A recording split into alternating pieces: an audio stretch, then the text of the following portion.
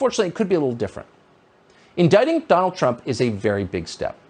Not simply because a lot of people like him and he's the former president, but because indicting him at this point would be to reveal that this entire thing, and by thing we mean our justice system, is just transparently political. It's just a means to an end, a means to power. And people know that at this point. They've watched it. They understand what's happening. Even people who don't like Donald Trump, even people who didn't vote for Donald Trump and don't want to vote for him in 2024, they know, and they can't unknow. And that means that we are at this point on the edge of something unprecedented and something awful. You could feel it. Even Donald Trump feels it. Maybe for the first time in his life, Donald Trump seems sincerely interested in lowering the temperature, not just for his own sake, but for the country's. He said that. He's never said anything like that. Maybe he doesn't mean it, but when has he ever said that? Let's all calm down a little, he said the other day. This isn't good. Yeah, he's right. It's not good. And not just for him, for all of us. This could get very bad, very fast. And the Biden people know that perfectly well. They know what could happen if they continue down this path of using law enforcement to cling to power. But they don't care because they're facing a repudiation from voters and they're desperate and they'll do anything. But at what cost?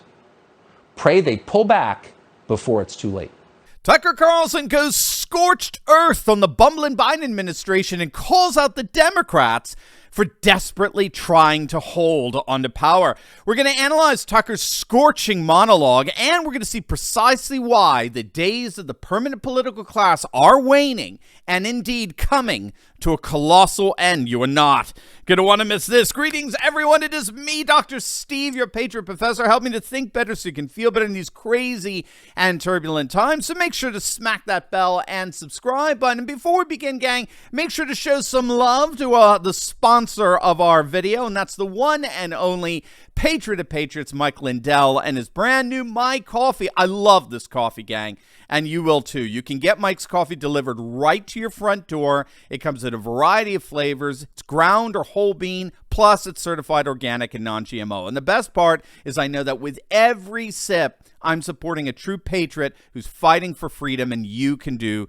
the same. Click on that link below, go to mystore.com and use code Turley for 25% off. That applies to all their products at mystore.com. So make sure to click on that link below, go to mystore.com and use code Turley for 25% off. All right, let's dive right in here, gang. As many of you know, Tucker Carlson was on vacation last week when the proverbial dung hit the fan, shall we say, with the whole FBI Mar-a-Lago raid.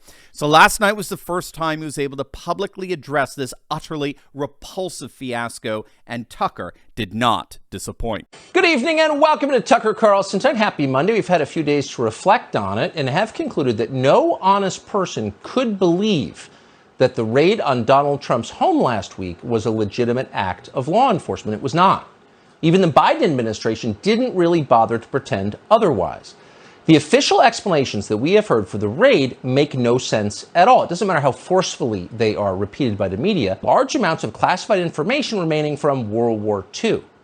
These are documents written 80 years ago by people whose grandchildren are now old. But you still can't see it. You don't have the clearances. Sorry. So when they tell you that Donald Trump had classified documents in his basement, those materials could be literally anything. But once again, for the sake of argument, we're going to stipulate that Trump did have possession of documents that were classified for some good reason. Documents that, for example, we legitimately would not want the Chinese government to see. If that is true, would it justify what happened? Would it justify sending a large team of federal agents to shut down the entire southern tip of Palm Beach to raid Mar-a-Lago on a weekday? No, it wouldn't. So one of the laws they're telling you that Trump broke doesn't even have criminal penalties attached to it because it's not serious enough. Federal paramilitaries don't show up at your house when you violate the Presidential Records Act. And in fact, as we later learned, the actual warrant for the raid, which was signed by an openly partisan judge who, because you couldn't make any of this up if you tried, once represented Jeffrey Epstein's side in the famous underage sex case, that judge allowed the FBI to seize virtually every piece of paper in Donald Trump's house, whether or not it had ever been classified. They took Roger Stone's clemency order, for example. That had been on the front page of the Washington Post, so it was therefore probably not a secret. Apparently, the feds even walked off with Donald Trump's passports, preventing him from leaving the country. So whatever else this raid was not about the Presidential Records Act. That explanation is absurd. It's almost as ridiculous as the claim that the White House knew nothing about the raid before it happened. Right. Please. If they're going to lie to us, they ought to try a little harder. All right, so obviously Tucker does not buy the original explanation given by the FBI and parroted by the fawning leftists in the legacy media. Obviously, that explanation did not hold water from hour one. As I've been saying for days now, when all is said and done, the original justification for the raid boils down to this. The raid attempted to seize classified documents from the residence of the one man who has the power to declassify anything he wants. The raid sought to seize classified documents from the one man who has the power to declassify anything he wants. That explanation, no matter how many different ways you want to try to contort it and spin it and gaslight it like the cringeworthy attempts by the lamestream media, that explanation will never make sense. It's absurd on its face. And its absurdity has been magnified by the vagueness and ambiguity revealed by the warrant itself, which is itself being justified by the same hopeless appeal to the supposedly classified status of these documents.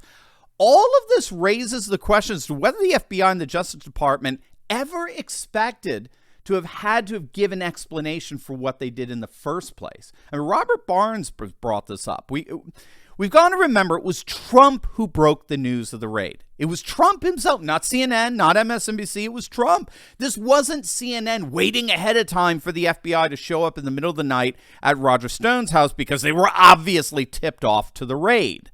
The raid at Mar-a-Lago took nearly 12 hours. It was conducted originally in total secret, and it was Trump himself who blew the roof off the operation. So we got to wonder if the FBI and DOJ hoped to keep this raid under wraps. Perhaps they thought Trump would be too humiliated or embarrassed to say anything about it, which of course backfired big time. But if this were a raid that was supposed to be a secret, that of course begs the question of what these agents were really looking for. The explanation that they've come up with since makes absolutely no sense whatsoever. There weren't a lot of facts floating around. There still aren't. But there was a reason for that. They couldn't tell you the whole story. They couldn't release all the documents because that would jeopardize American national security. So instead, you're just going to have to trust them. And of course, you're going to have to listen to their outrage. There was a lot of that. There was endless huffing on television about something called the rule of law and how absolutely no one is above that. No one, not even a former president. We're informed of this by the same people who paid rioters to burn down our cities, the ones who eliminated bail, the ones who encouraged tens of millions of foreign nationals to ignore our federal immigration statutes and move to our country permanently at public expense as a reward for breaking our laws. But keep in mind, no one is above the law. That was definitely the word from Joe Scarborough, a man who was accused of committing murder while serving as a member of Congress, yet somehow moved seamlessly to the MSNBC lineup without being charged or even investigated. No one is above the law! Remember that. Ouch! Yes. Joe Scarborough has had quite the fall, no question about that. Now, this blatant hypocrisy that Tucker's citing here, I think it's a very fascinating development because I think it has some parallels. It's very similar to the absurdities that we were subject to after the Roe reversal by the Supreme Court.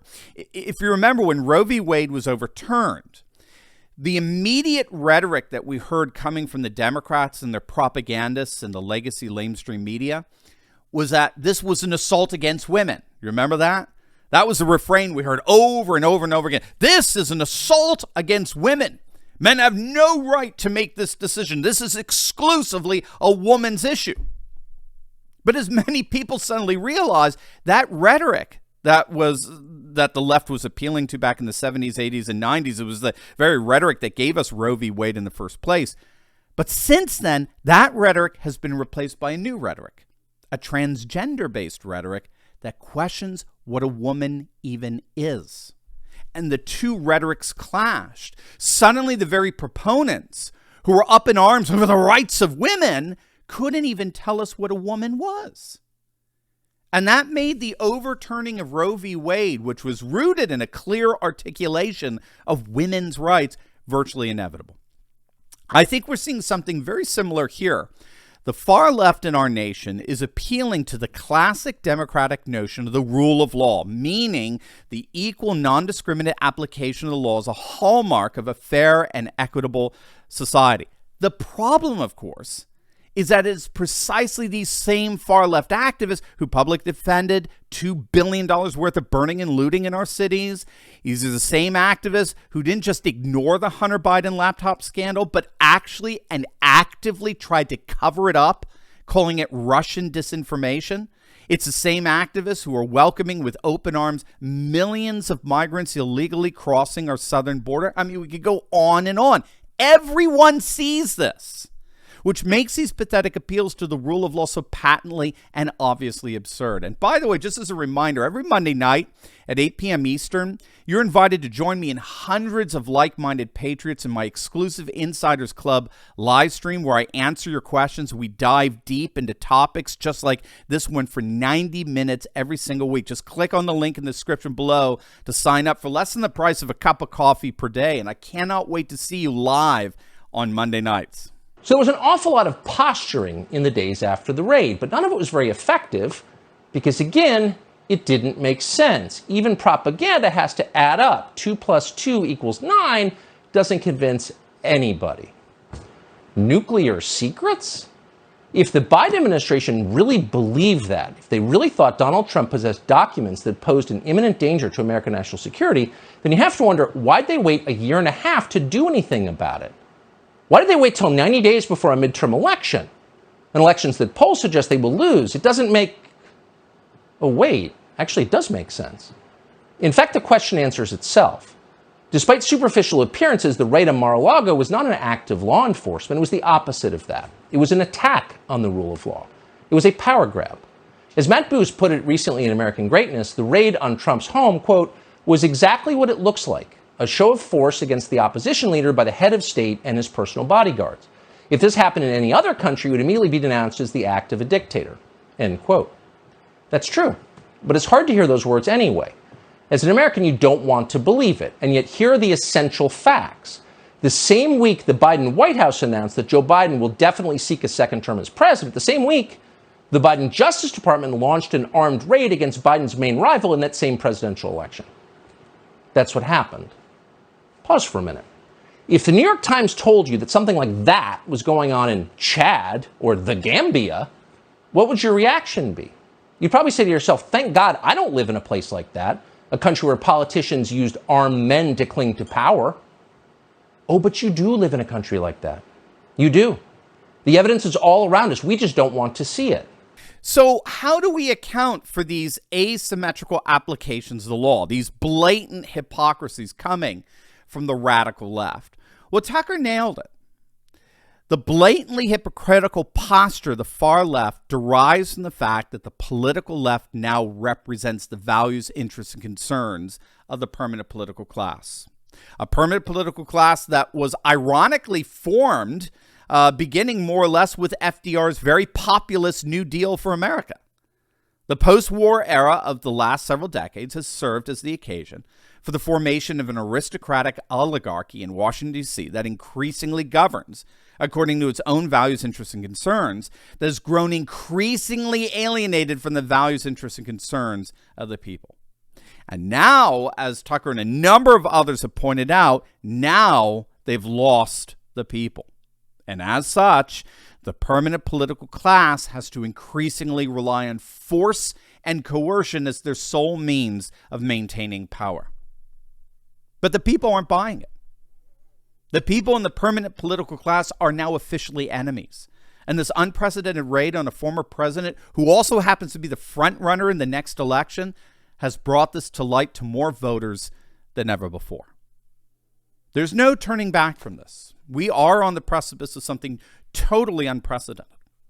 A massive populist revolt appears to be shaping that promises to crack down on our lawless permanent political class and thereby change the nation for generations to come.